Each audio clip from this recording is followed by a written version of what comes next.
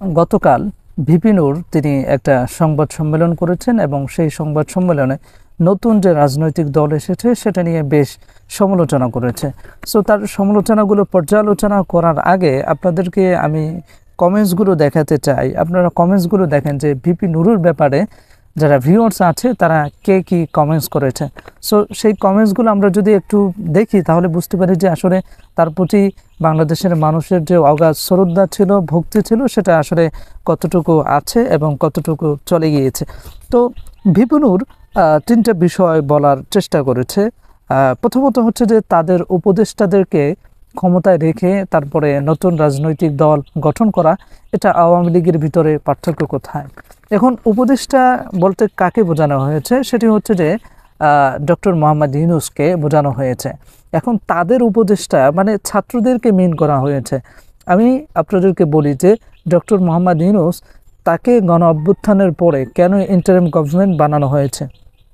কারণটা হচ্ছে যে বাংলাদেশ যে ক্রাইসিস ফিল করছে, বাংলাদেশ যে ক্রাইসিসের ভিতর দিয়ে যাচ্ছে, সেটা হতে পারে ফিনান্সিয়াল ক্রাইসিস হতে পারে বা জিওপলিটিক্যাল ক্রাইসিস হতে পারে। সো সেটাকে ফেস করার মতো বাংলাদেশে অন অ্যান্ড অনলি পারসন আছে, তিনি হচ্ছেন ডক্টর মোহাম্মদ ইউনূস, যিনি আন্তর্জাতিকভাবে সকলকে কথা বলে তাদেরকে সম্মত করতে রাজি হবেন যে বাংলাদেশ এটা গণ অভ্যুত্থান হয়েছে, গণ অভ্যুত্থানের পরে এটা এই দেশ অস্থিতিশীল হবে না, এটা স্থিতিশীল হবে, এটা বোঝাতে তিনি আন্তর্জাতিকভাবে সক্ষম হয়েছেন, সেটা বুঝতে হবে। সো ডক্টর মোহাম্মদ ইউনূস তিনি শুধুমাত্র ছাত্রদের নন, তিনি গোটা বাংলাদেশের মানুষের জন্য। কিন্তু এখন কিছু মানুষ আসলে নিজেদের স্বার্থের জন্য ডক্টর মোহাম্মদ ইউনূসকে দোষারোপ করছে, এবং যেটা স্বাভাবিক বিষয়, কারণ নিজের স্বার্থে লাগলে আমরা কাউকে ছাড়ি না। সো দ্বিতীয় নম্বরে ভিপি নূর তিনি বলেছেন যে মিডিয়াকে সমন্বয়করা তারা লিড দিচ্ছে, তাদেরকে বলছে যে তোমরা এভাবে নিউজ করে, সেভাবে নিউজ করে, তারা সেই হিসেবেই নিউজ করছে। এখন আমি বাস্তবতার নিরিখে আপনাদের কাছে একটা প্রশ্ন রাখতে চাই যে কোন টিভি টকশোতে সমন্বয়কদেরকে ছাড় দেওয়া হয়েছে? কোথাও কোনো টিভি টকশোতে সমন্বয়কদেরকে ছাড় দেওয়া হয়েছে? যমুনা টেলিভিশনে জনগণের রাজনীতি নাকি রাজনীতির জনগণ, সেই টকশো। তারপরে 21 টেলিভিশনে যে ওটাকে কি বলে ফ্যাক্ট চেক হয়, সেটা সেই জায়গায় আমরা প্রত্যেকটা টিভি চ্যানেল টকশো সব জায়গায় দেখেছি যে সমন্বয়কদেরকে প্রশ্ন করার বেলায় কেউ ছাড় দেন নাই।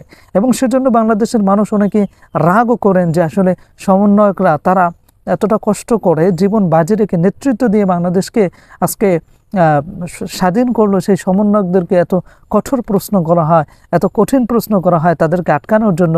এটা গত 16 বছরে তারা কেন করে নাই আওয়ামী লীগদেরকে? সেই প্রশ্ন কি আপনারা করেন না কমেন্টস বক্সে? অবশ্যই আপনারা সেই প্রশ্নগুলো করেন। সুতরাং কোনোভাবেই মিডিয়াকে সমন্বয়করা তারা নিয়ন্ত্রণ করছে না। সেটার সবচেয়ে বড় এক্সাম্পল হচ্ছে সময় টিভির ব্যাপারে, যখন হাসনাত আবদুল্লাহ তিনি গিয়েছিলেন যে আসলে তাদের যে সমস্ত অসাধু সাংবাদিক আছে তাদেরকে বহিষ্কার করতে হবে, তখন শুধুমাত্র তারা বহিষ্কার করেছেন। এবং সেই বহিষ্কারের খবরটা যখন নিউজে এসেছে, নিউজে আসার সাথে সাথে তাদেরকে নিয়ে যে পরিমাণে সমালোচনা হয়েছে, কোনো মিডিয়া তাদেরকে ছাড়ে নাই সমালোচনা করতে। সুতরাং কোনোভাবেই মিডিয়াকে সমন্বয়করা তারা লিড দিচ্ছে না। ভিপি নূর, তোমাকে সেটা বুঝতে হবে। 3 নম্বরে সবথেকে বড় এবং সেন্সিটিভ যে কমপ্লেন সে করেছে এই নতুন রাজনৈতিক দলের যারা সমন্বয়ক আছে তাদের ব্যাপারে, সেটি হচ্ছে যে আওয়ামী সন্ত্রাসীদেরকে গোপনে পুনর্বাসন করছে। কত বড় একটা মাপের মিথ্যা একটা অভিযোগ। এবং সে সেই জায়গায় বলেছে যে বিভিন্ন গোয়েন্দা তথ্যে সেটি নাকি উঠে এসেছে।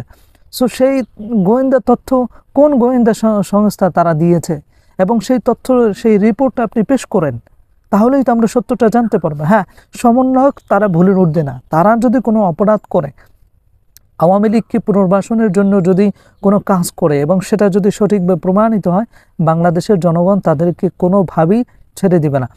আর আপনি যদি মিথ্যা কথা বলেন, আপনি যদি গোয়েন্দা তথ্যের ভিত্তিতে আপনি যদি কথা বলেন, আর যদি সেটা যদি প্রমাণিত না হয়, তাহলে ভিপি নূর আপনি রেডি থাকেন, আপনার যথাযথ ব্যবস্থা বাংলাদেশের জনগণ গ্রহণ করবে। তো এই যে পার্টিকুলারলি 3টা কথা বলেছেন, এবং সেই 3টা কথা আশা করি আমি ডিফেন্স করতে পেরেছি।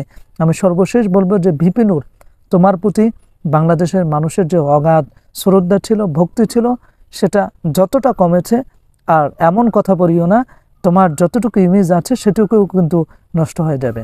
সো সকলেই ভালো থাকবেন, সুস্থ থাকবেন। আল্লাহ হাফেজ।